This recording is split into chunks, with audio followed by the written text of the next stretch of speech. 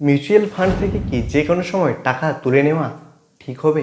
মানে mutual fund বা এসআইপিতে টাকা ইনভেস্ট করার পর যখন আপনি আপনার অ্যাপ খুলে দেখবেন, যদি সেখানে পোর্টফোলিওতে লাল দাগ দেখতে পান, তাহলে কি করবেন?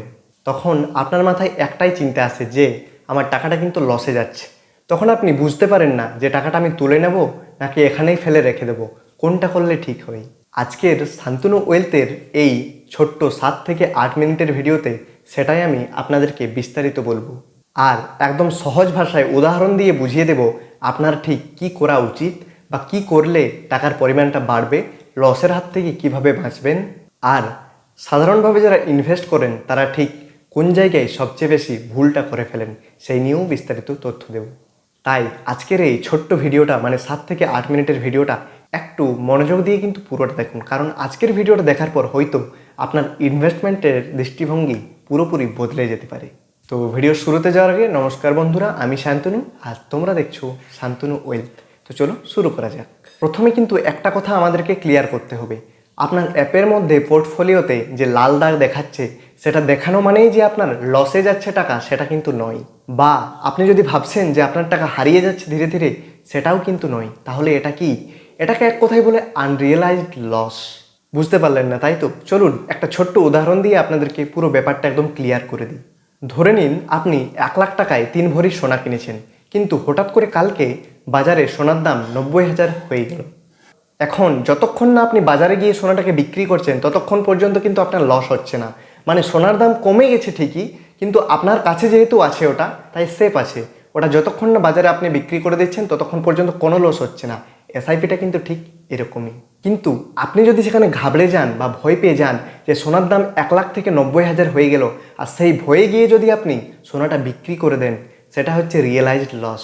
মানে আপনার পুরোপুরি লস হয়ে যাচ্ছে তাহলে ওখানে, কারণ আপনি 1 লাখ টাকায় কিনেছিলেন, আপনাকে বিক্রি করতে হচ্ছে 90,000 টাকায়।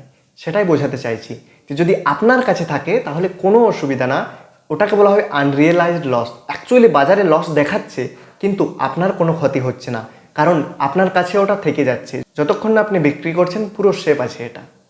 তো ঠিক এরকমই কিন্তু এসআইপিটাও। তো আশা করি এই ছোট্ট উদাহরণের সাহায্যে আমি তোমাদেরকে বোঝাতে পারলাম।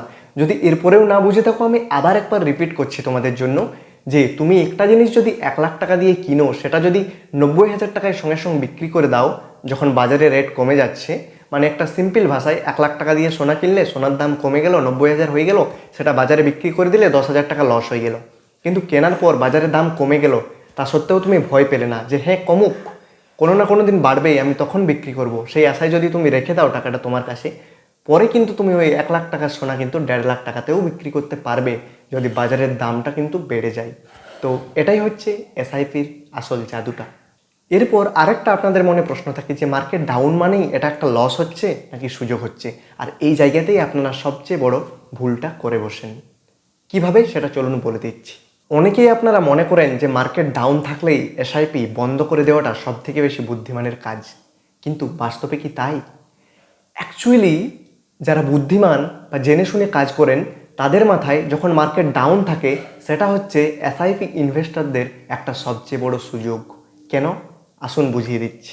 কারণ মিউচুয়াল ফান্ডের আসল জাদু কাজ করে রুপি কস্ট এভারেজিংয়ের ধারণার উপর। বুঝতে পারলেন না তাই তো? ধরে নিন আপনি মার্কেট যখন খুব ভালো, তখন ফান্ডে 1 ইউনিটের দাম হচ্ছে 50 টাকা। তার মানে আপনি যদি 1,000 টাকা জমা করেন তাহলে আপনি ফেরত পাচ্ছেন 20 ইউনিট। এবার যখন মার্কেট ডাউন হয় তখন এনএভি কমে গিয়ে হয়ে যায় 25 টাকা। ঠিক এ সময় আপনি 1,000 টাকায় পাচ্ছেন 40 ইউনিট। অর্থাৎ মার্কেট যত ডাউন থাকবে আপনি তত বেশি ডিসকাউন্টে বেশি বেশি ইউনিট কিন্তু কিনে রাখতে পারবেন। আর ভবিষ্যতে যখন মার্কেট ধীরে ধীরে উঠতে থাকবে, তখন কিন্তু এই কেনা ইউনিটগুলাই আপনার ভবিষ্যতে কিন্তু আপনাকে অনেক প্রফিট দিতে থাকবে। তাই মার্কেট ডাউনে টাকা তুলে নেওয়া কিন্তু দোকান থেকে খালি হাতে ঘর ফিরে আসার মতোই। তাহলে প্রশ্ন হলো, মার্কেট যদি ডাউন থাকে তাহলে আপনার কি করণীয়? আপনি কি করবেন?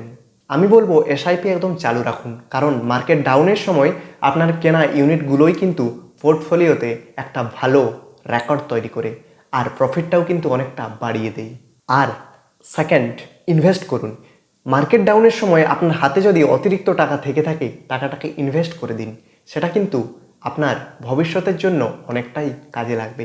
আর 3 নম্বর হচ্ছে আপনার লক্ষ্যের মেয়াদ চেক করে নিন একবার, কারণ আপনি যদি 5 বা 10 বছরের জন্য টাকা জমা করেন, 6 মাস পরেই কিন্তু মার্কেটে ডাউন দেখে সেটা নিয়ে দুশ্চিন্তা করা কিন্তু একদমই বোকামি। আর আসল খেলা হচ্ছে কম্পাউন্ডিংয়ের জাদু। যত দীর্ঘদিন ধরে তুমি টাকাটাকে ইনভেস্ট করে যাবে, ফলাফল কিন্তু তত ভালো দেখতে পাবে। তবে হ্যাঁ, সবসময় চোখ বন্ধ করে বসে থাকলে হবে না। কিছু নির্দিষ্ট সিচুয়েশনে আপনাকে বুদ্ধি খাটিয়েও কিন্তু অনেক রকম কাজ করতে হবে। তাই চোখ কান সবসময় কিন্তু নিজেদেরকে খোলা রাখতেই হবে। সংক্ষেপে বলি আপনাদেরকে যে মার্কেট ডাউন থাকলে কিন্তু ভয় পাওয়ার কিচ্ছু নেই। এটা কিন্তু আপনার জন্য একটা অনেক বড় সুযোগ হয়ে যাচ্ছে ভবিষ্যতে মোটা টাকা পাওয়ার জন্য।